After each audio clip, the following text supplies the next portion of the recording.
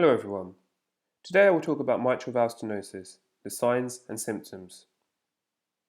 Mitral stenosis is most commonly the result of rheumatic fever, with symptoms only appearing years after the initial episode of rheumatic fever. The valve leaflets have become thicker and immobile, and so obstructive to the flow of blood from the left atrium to the left ventricle. Here are the signs and symptoms. I will explain them in the next slide, and hopefully, by understanding them, you will remember them. So first, the symptoms. There will be exertional dyspnea, cough, with blood-tinged sputum and occasionally haemoptysis, fatigue, and lower limb edema.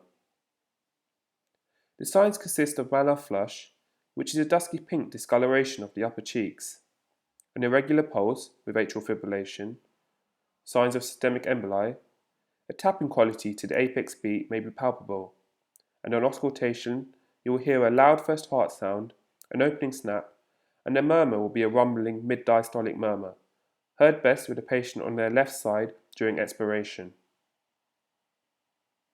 So let's think about this. With increasing difficulty pushing the blood from the atrium to the ventricle, there is increasing pressure in the left atrium, and it dilates. As a result, the left atrium is no longer its normal self, and has become prone to atrial fibrillation, and so you get the irregular pulse. With a dilated atrium and atrial fibrillation, there is an increased chance of thrombus formation and so systemic emboli. The Malar flush is because of a reduced cardiac output. Two causes of dyspnea. First, the atrial fibrillation will contribute to the dyspnea. Secondly, as I've mentioned, imagine the pressure of the left atrium backing up. Backing up to the pulmonary circulation, it causes increased pulmonary capillary pressure and so precipitates pulmonary edema, causing dyspnea. So next, with the increased pulmonary pressure, there is pulmonary hypertension, which will result in right heart dysfunction. The right heart failure is what will cause fatigue and the peripheral edema. When you hear a murmur, you are simply hearing the flow of blood across a valve. It makes sense that the murmur of mitral stenosis is heard in the middle of diastole.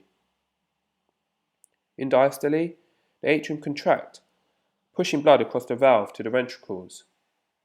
So it is when the left atrium contracts in diastole to push blood across the mitral valve you will hear the murmur. So it is a mid-diastolic murmur. Thank you. If you have found this useful, please go to the Medicine Step by Step home channel and check out the other tutorials on valve pathologies. Thank you.